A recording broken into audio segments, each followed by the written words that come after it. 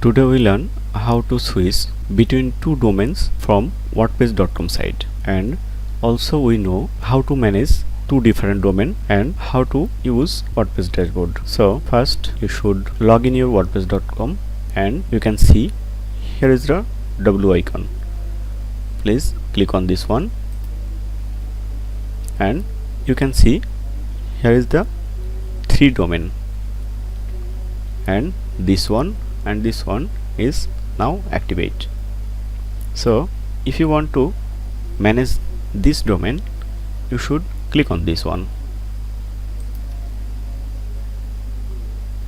Now you are manage this dashboard, and if you want to manage this domain, you should click on the W icon. Click on this one and you can see here is the dashboard. If this video helpful for you, please subscribe my channel. Thanks for watching.